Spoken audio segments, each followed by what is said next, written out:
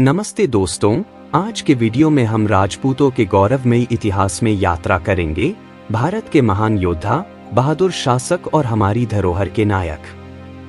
उनके रहस्यमय उद्भव से लेकर उनके साहस, सम्मान और बलिदान की अद्भुत कथाओं तक राजपूतों ने भारतीय इतिहास की आत्मा को आकार दिया। आइए हम उनके शानदार अतीत को जानें। राजपूत शब्द संस्कृत के राजपुत्र से लिया गया है, जिसका अर्थ है राजा का पुत्र। राजपूतों का उद्भव 6वीं और 7वीं शताब्दी के आसपास हुआ था और ये मध्यकालीन भारतीय इतिहास में एक प्रमुख योद्धा वर्ग के रूप में उभरे। लेकिन वे वास्तव में कहां से आए? राजपूतों के उद्भव के बारे में कई सिद्धांत हैं। विदेशी वंशावली सिद्धांत। कुछ इतिहासकारों का मानना है कि राजपूतों का संबंध सिथियंस, हुनों या अन्य मध्य एशियाई जनजातियों से था, जो भारत में बस गए थे और क्षत्रिय समुदाय के साथ मिश्रित हो गए। क्षत्रिय वंशावली सिद्धांत। दूसरा मान्यता प्राप्त सिद्धांत यह है कि राजपूत प्राचीन क्षत्रिय योद्धाओं के वंशज हैं, जो गुप्त साम्राज्य के पतन के दौरान फिर से उभरे।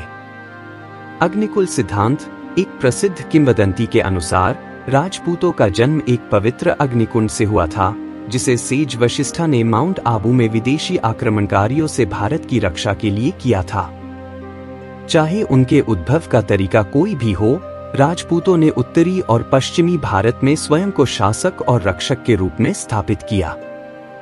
उनका इतिहास साहस, शाश्वत परंपराओं और गर्व की कहानी है। राजपूत एक समान समूह नहीं है, बल्कि विभिन्न किलों में विभाजित हैं, जिनकी अपनी अद्वितीय पहचान है। इन किलों को मुख्य रूप से 4 प्रमुख वंशों में वर्गीकृत किया जाता है। सूर्यवंशी। सूर्यवंशीय सूर्य देवता के वंशज माने जाते हैं। प्रसिद्ध सूर्यवंशी शासक में महाराणा प्रताप का नाम आता है, जिन्होंने मेवाड़ के राज्य की रक्षा के लिए मुगल साम्राज्य से संघर्ष किया। चंद्रवंशी। चंद्रवंशीय चंद्रमा देवता के वंशज माने जाते हैं। यदुवंश, जिनमें भगवान श्री कृष्ण का उल्लेख किया जाता है, चंद्रवंशी राजपूतों में आते हैं। भाटी वंश जैसे चंद्रवंशी राजपूतों का साहस और वीरता प्रसिद्ध है। अग्निवंशी। अग्निवंश अग्निकुल की किंवदंती के अनुसार ये वंश विशेष रूप से चौहान, परमार, प्रतिहार और सोलंकी जैसी प्रमुख जातियों से जुड़े हैं। प्रसिद्ध राजपूत राजा पृथ्वीराज चौहान भी अग्निवंशी थे, जिन्होंने मोहम्मद गोरी के खिलाफ वीरता से युद्ध लड़ा। नागवंशी। सांप वंश ये नाग देवता के वंशज माने जाते हैं। चंदेल वंश जैसे नागवंशी राजपूतों ने भारत में उत्कृष्ट स्थापत्य कला का उदाहरण प्रस्तुत किया, जैसे खजुराहो के प्रसिद्ध मंदिर। 8वीं शताब्दी तक राजपूतों ने राजस्थान, गुजरात और मध्य प्रदेश में प्रभावशाली साम्राज्य स्थापित किए। वे केवल अपनी सैन्य ताकत के लिए नहीं, बल्कि अपनी स्थापत्य और सांस्कृतिक धरोहर के लिए भी प्रसिद्ध थे। उनकी वास्तुकला जैसे मेहरंगढ़ और कुंभलगढ़ किलों को देखना यह साबित करता है कि राजपूत केवल योद्धा नहीं, बल्कि कला के भी पारखी थे। उनके द्वारा बनाए गए किले और महल आज भी उनके गौरवपूर्ण अतीत का प्रमाण हैं।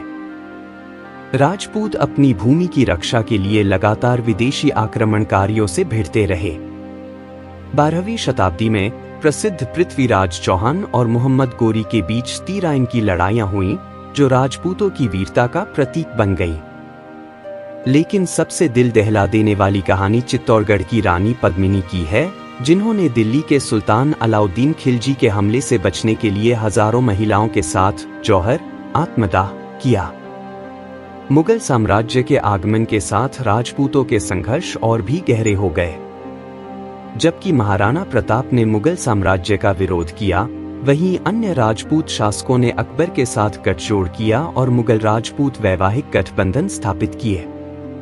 महाराणा प्रताप का हल्दी घाटी युद्ध में संघर्ष भारतीय इतिहास का एक महत्वपूर्ण हिस्सा बन गया, जिसमें उन्होंने मुगल साम्राज्य से अपनी स्वतंत्रता की रक्षा के लिए अद्भुत वीरता दिखाई।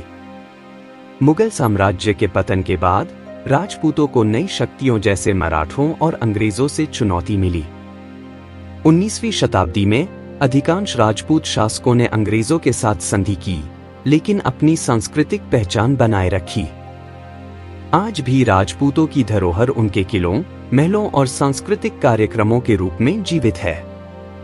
उनका योगदान भारतीय कला, साहित्य और वास्तुकला में अमिट है। राजपूतों की कहानी साहस, सम्मान और शाश्वत धरोहर की है। उनका इतिहास हमें सिखाता है कि सम्मान सबसे महत्वपूर्ण है और उनका योगदान भारतीय संस्कृति के गौरव को आकार देने में महत्वपूर्ण रहा है। अगर आपको यह यात्रा पसंद आई हो तो कृपया लाइक, शेयर और सब्सक्राइब करें। यथाशीघ्र हम फिर मिलेंगे, तब तक के लिए आगे बढ़ते रहिए, सीखते रहिए।